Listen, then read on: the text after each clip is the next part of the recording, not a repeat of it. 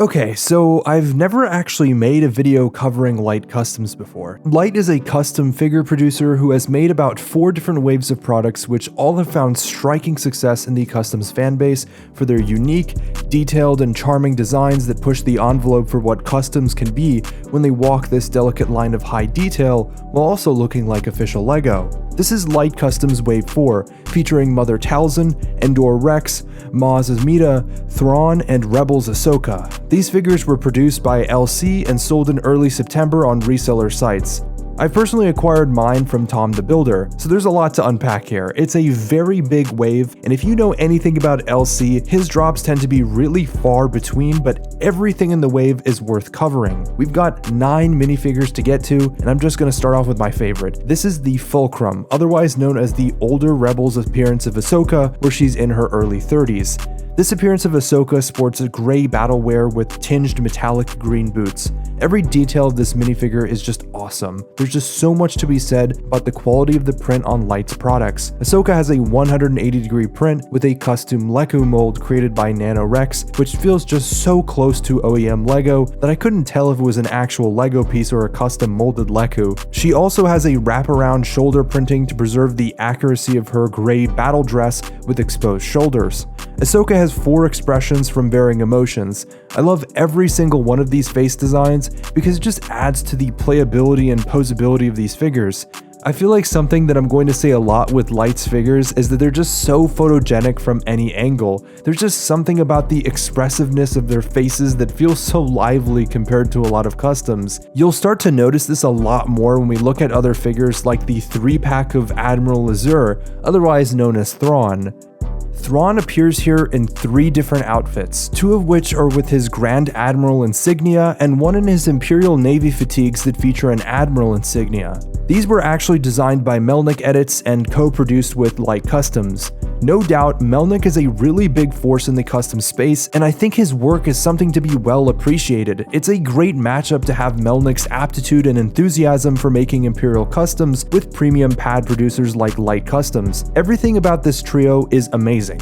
From the recolored hair pieces, arm wrap print, and a pad printed helmet accessory on all official parts. This figure was sold in a 3-pack where you could swap the hair, head, and helmet accessories for a better customization experience with Thrawn. I think out of the 3, my favorite would have to be the Battle Armor Thrawn. And honestly, I'd expect nothing less from someone like Melnick who consistently puts out really great designs like this. Thrawn is a character that I feel most custom producers just execute absolutely wrong, from scaling issues, print QC, and pretty much anything that has to do with Thrawn's general range of expressions being so limited to just a pout. The next set of figures is Maz Amedda, who is a bit of a more untapped character in customs. He comes from both the Clone Wars and Imperial era as one of the political figures that colluded with Palpatine. His gray outfit is from the Clone Wars, while the tan appearance is seen throughout Episode 3 and is assumed to be part of the Empire era. These figures were produced by both Bo-Katan Bricks and Light Customs, and are probably the last of Bo-Katan's work before exiting the community. It's a shame because these 2 figures look very close to the Skywalker Saga rendition of Amedda. The custom molded headpiece, intricate lace pattern, and cloak are just a few things I like about these 2 figures. Maz Amedda is one of those characters that I think is super critical to Star Wars customs. He played a huge role in the late plot of the prequel trilogy and has one of the most very gripping stories associated with him in Legends. Crimson Conjurer, otherwise known as Mother Talzin, is the leader of the Night Sisters. She's seen in the Night Sisters trilogy with Asajj Ventress in the Clone Wars TV show.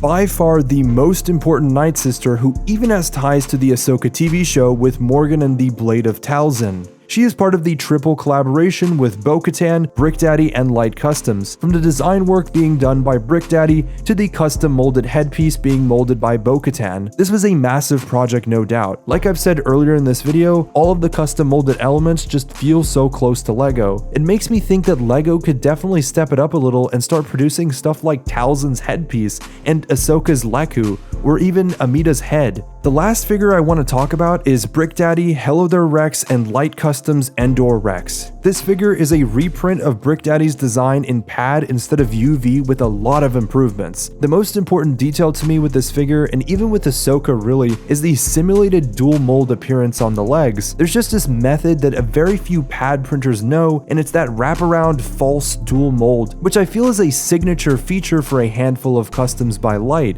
Endor Rex was one of those dream projects of Hello There Rex that is just so mind-blowing to see in full pad print as a premium minifigure. If you want to see more of his insights on the figure, I recommend checking out his video covering Endor Rex. But yeah, overall, these are some of the best customs I've seen, and I feel like they genuinely push the line for what a premium pad printed experience should look like. A very well-rounded lineup with various creators, designers, and producers involved. For my first time covering a Light Customs product wave, I'm thoroughly impressed. I especially love the Rebels Ahsoka figure. This is the first and only time I've heard of these figures getting a restock, so I'll be sure to update you guys when the figures come back for a second round. I've acquired these from Tom the Builder, who actually I have a discount code with for GCC products.